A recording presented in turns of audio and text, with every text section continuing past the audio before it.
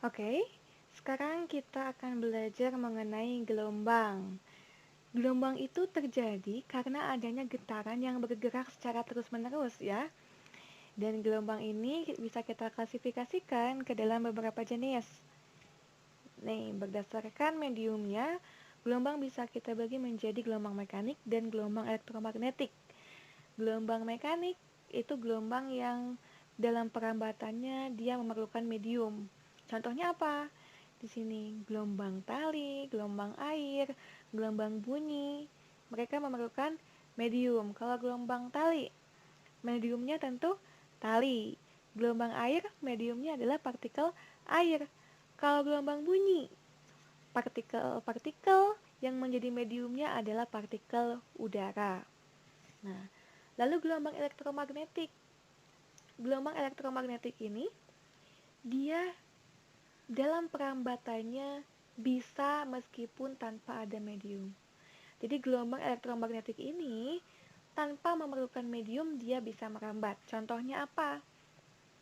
Contohnya adalah gelombang cahaya. Terus contoh lainnya adalah gelombang sinyal, gitu, sinyal wifi ya, dan lain sebagainya. Lalu berdasarkan arah getarnya nih. Berdasarkan arah getarnya, gelombang itu ada gelombang transversal dan ada gelombang longitudinal ya. Gelombang transversal kayak gimana nih? Arah getarnya. Coba kita lihat di sini. Contohnya adalah gelombang pada tali. Ketika dia disentakkan, maka tali tersebut arah akan bergerak merambat ke sana ya, dan bergerak naik turun. Yang naik turun ini merupakan arah getarnya, dan yang arah ke sana ini merupakan arah rambatnya. Jadi gelombang transversal itu gelombang yang arah getarnya tegak lurus dengan arah rambatnya. Terbukti ya dari gelombang tali ini. Lalu gelombang longitudinal. Gelombang longitudinal gimana? Contohnya apa? Sini kita lihat supaya lebih jelas, kita perbesar lagi. Contohnya pada selinki, ketika kita kasih gaya, maka dia akan bergetar bolak-baliknya arahnya sama dengan, maka gelombang longitudinal merupakan gelombang yang arah rambatnya searah dengan arah getarnya. Gitu. Selanjutnya, gelombang berdasarkan amplitudenya. Jadi ada yang namanya gelombang berjalan dan ada yang namanya gelombang stasioner. Kalau gelombang berjalan ini, dia gelombang yang perambatannya itu dengan amplitudonya tetap. Sedangkan gelombang stasioner, dia merambatnya dengan amplitudo yang berubah-ubah.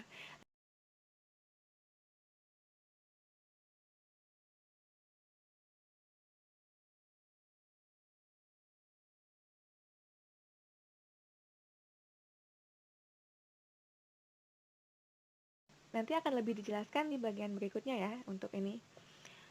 Lalu, gelombang itu juga punya yang namanya besaran-besaran gelombang. Ada apa aja nih besaran gelombang itu? Yang pertama ada periode, terus ada frekuensi, lalu ada amplitudo, tadi sudah kita singgung, lalu ada panjang gelombang, ada fase, dan ada cepat rambat gelombangnya. Lalu gelombang juga ketika menghadapi suatu kondisi, dia akan menimbulkan beberapa gejala. Nah, gejala gelombang ini diantaranya yaitu dispersi, lalu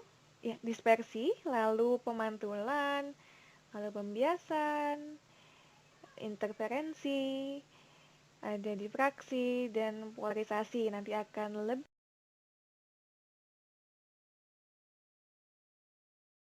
rinci lagi dijelaskan di bagian berikutnya ya. Nah, coba di sini ada bapak-bapak lagi megang tali nih, dua bapak ini. Kenapa gambarnya ada dua? Oh, di sini ujungnya beda. Untuk bapak yang pakai outfit biru, itu dia uh, ujungnya tetap gitu, ujungnya terikat. Kalau bapak yang bajunya merah ini, yang outfitnya merah, dia ujungnya hampir bebas gitu.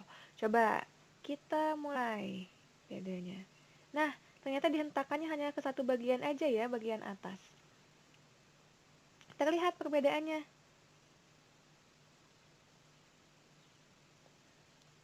Ya, kita ulang sekali lagi. Nah, lengkungan yang tadi terbentuk itu biasa kita sebut dengan pulsa gelombang. Karena pulsa gelombang ini juga dia punya karakter sendiri. Ketika dia bertemu dengan ujung tetap, ketika dia bertemu dengan ujung terikat, dan ketika dia bertemu dengan ujung yang hampir bebas. Coba kita lihat lagi. Nah, dipantulkannya dia terbalik, sedangkan untuk yang ujung hampir bebas, dia dipantulkan tetapi tanpa adanya pembalikan arahnya, tanpa adanya pembalikan arah simpangannya ya. Jadi, ulang lagi, coba. Untuk yang ujung tetap, dia dipantulkan dengan pembalikan arah simpangan. Sedangkan yang ujung hampir bebas, dia dipantulkan tanpa ada pembalikan arah. Gitu. Itu karakter dari suatu pulsa gelombang. Lalu, nah, ini ada tangki. Nah, ada tangki air. Di sini airnya tenang dan ada sudah siap di sini pengganggu ketenangan si air ini. Coba kita ganggunya seperti apa? Kita lihat. Nah, ketika diganggu maka permukaan airnya akan bergerak naik turun. Ya, coba kita ambil bagian awal gelombang yang bergerak tadi. Kita ambil bagian awalnya, kita capture. Ya, ini dengan waktunya di sini sudah tercatat. Jadi ada satu lembah dan ada satu bukit. Nah, satu lembah dan satu bukit ini merupakan satu panjang gelombang. Jadi kita bisa menghitung panjang gelombang itu dari sini ya. Bisa kita lihat dari sini. Jadi, berapa panjang gelombangnya?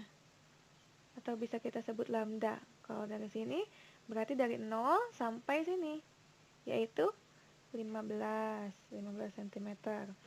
Lalu ada simpangan terjauh dari naik turunnya air ini. Kita sebut dengan amplitudo. Maka simpangan terjauhnya ini adalah berapa? 1 cm. Nah, selanjutnya ada besaran apa lagi? Oke, frekuensi. Frekuensi ini kita bisa dapatkan dari 1 per periode. Periodenya mana? Periodenya yaitu waktu yang dibutuhkan untuk mencapai satu gelombang, yaitu 2,4 second. Nah, jadi sudah dapat dihitung di sini frekuensinya adalah 0,4167 Hz. Lalu besaran berikutnya adalah cepat rambat. Nah, cepat rambat gelombang ini bisa dihitung dari lambda atau panjang gelombang dibagi dengan periodenya atau lambda dikalikan dengan frekuensi, karena tadi frekuensi ini merupakan 1 per periode. Jadi didapatlah hasilnya 6,25 meter per second.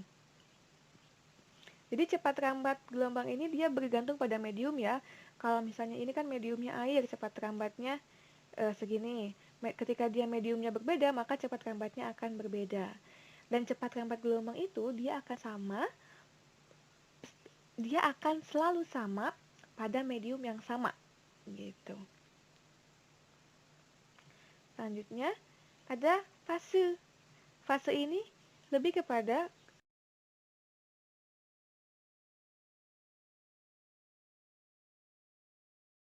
ke keadaan getaran suatu benda yang berkaitan dengan simpangannya atau arah geraknya di sini, ya.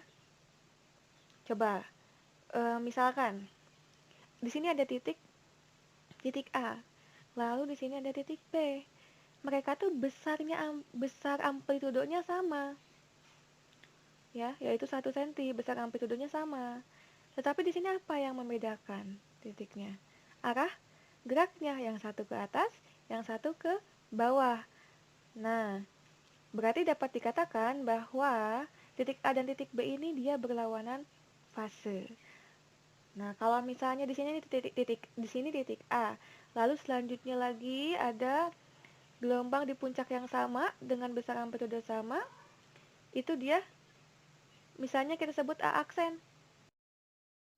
Nah, berarti titik A dan titik A yang selanjutnya itu mereka bisa dikatakan sefase. Nah, untuk bagian kali ini segitu dulu aja. Jangan lupa dikerjakan untuk soalnya ya.